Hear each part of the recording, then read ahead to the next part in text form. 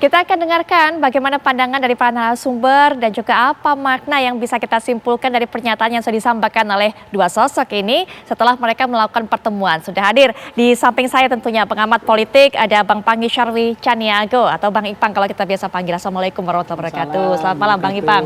Malam Mbak Putri. Baik, dan malam, juga kita ingin tahu sekali ada cerita apa, biasanya sosok yang satu ini juga tahu nih cita-cita di belakang layar. Nah, kita minta untuk bisa buka malam hari ini di Apa Kabar Indonesia Malam. Ada pengamat komunikasi politik Bang Effendi Ghazali. Assalamualaikum warahmatullahi wabarakatuh. Waalaikumsalam warahmatullahi wabarakatuh. Bang Effendi Putri, Ghazali, para pemirsa dan Ipang. Oke, Bang Ege, gimana melihat kemesraannya? Dari bahasa-bahasanya sudah cukup sejalan dan mereka memang mengakui kabarnya memang tetap ada solid bersama mendukung Pak Anies. Sejak dari ulang tahun TV One itu yang 14 Februari saya mau pakai istilah Pol Gembira. Politik itu menggembirakan. Okay. Oh, itu bagus loh untuk persatuan artinya. Saya melihat ini adalah kunjungan yang menggembirakan sebagai balasan dari kunjungannya AHY, ya kan?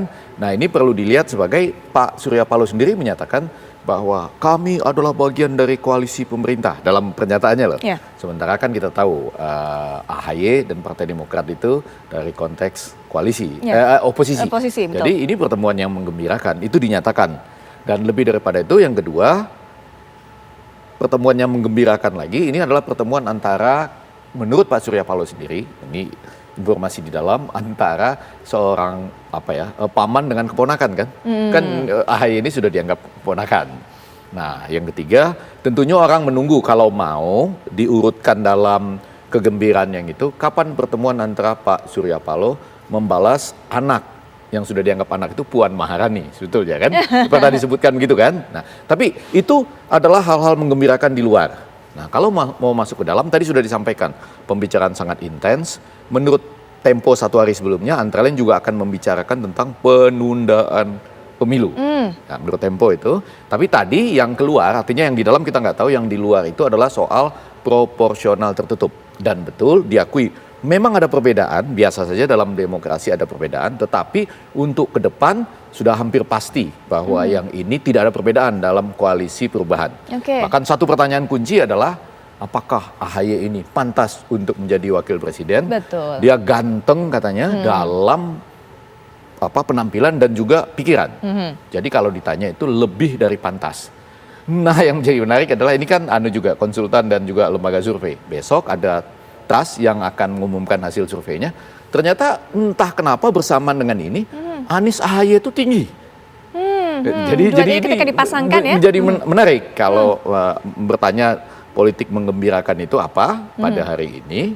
Barangkali yang perlu ditunggu adalah, kan tim kecilnya sudah bekerja tuh sejak 3 Februari ya, katanya untuk menggarap isi deklarasinya.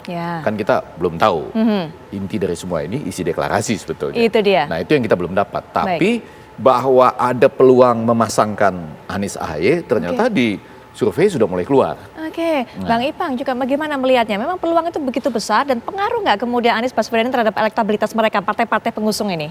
Ya begini Mbak Putri, hasil survei Voxpol Center juga menunjukkan bahwa ada kotel efek ekor jas yang dirasakan oleh 3 partai pengusung, tapi paling dominan signifikan itu adalah PKS, ada 18%, kemudian Nasdem 16%, kemudian Partai Demokrat 8%. Ketika mereka memilih partai, kemudian memilih calon presidennya, itu dirasakan oleh 3 partai ini. Meskipun memang PKS lebih banyak merasakan keberkahan itu, efek. Dan ketika Pak Surya Paloh, Pak Nasdem mengusung Pak Jokowi, itu beberapa partai pengusung Pak Jokowi yang paling banyak merasakan efek ekor jas itu adalah Nasdem, yang paling besar. Nah, sekarang adalah PKS. Nah, ini yang kemudian nyambung dukungan partai, kan yang bahayanya gitu Mbak Putri, dukungan partai grassroots dengan elitnya berbeda dengan grassroots itu berbahaya. Makanya partai hari ini mencoba mencari persamaan kepentingan. Bagaimana dukungan chemistry barisan grassroots partai itu sejalan dengan dukungan elit. Nah, kalau itu nggak connect, nggak nyambung, nggak klik, maka itu akan berisiko terhadap partai politiknya gitu. Itu yang pertama. Yang kedua, Mbak Putri, hasil misalnya kalau kita lihat cawapres yang paling potensial bagi Pak Anies siapa saja, itu memang ada 3 yang paling potensial banget. Itu adalah Sandi, AHY, dan Khofifah. Ada 3 calon wakil presiden yang paling potensial pendamping Anies. Nah, kalau kita lihat irisannya, misalnya AHY itu memang kuat di DKI Banten karena beliau pernah maju sebagai gubernur calon gubernur waktu itu. Mataraman juga dong, Jawa Timur Mataraman. Belum, Khofifah, masih Khofifah. Tapal kuda mungkin. Iya, irisan cross step sumber pemilihnya. Kalau kita lihat Sandi adalah lebih merata juga, ada Sumatera, ada Kalimantan, dan ada di Sulawesi sebagian. Nah, kalau Khofifah memang kuat di Jawa Timur, dan kalau kita lihat Ridwan Kamil maksud saya itu memang kuat di Jawa Barat. Nah, itu yang ketiga adalah Mbak Putri, dari sebetulnya kalau kita lihat ya dari 3 nama tadi memang ada elektabilitas paling tinggi itu adalah Sandi, ada di angka 18%. Kemudian ada AHY ada di angka 16%, kemudian di bawah itu ada di 12% Khofifah gitu. Tetapi memang ini masih sangat penting bagi partai politik untuk melihat sejauh mana cawapres ini juga penting gitu. Karena kalau misalnya menggandeng cawapres ini tidak mempertimbangkan banyak hal, karena hari ini kan kontemplasinya Pak Surya Paloh, Pak Anies, saya pikir belum selesai.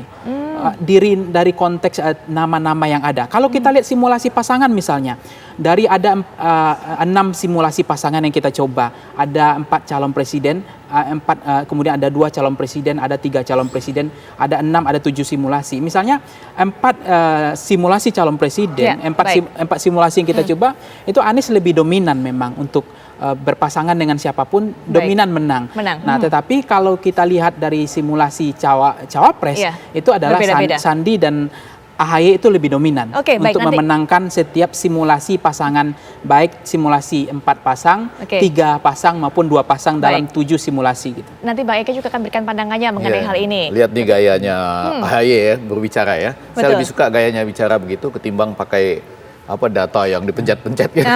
Baik, nanti kita akan dengarkan juga pandangan Bang Ege mengenai hal ini, tapi setelah jeda kami sudah kembali.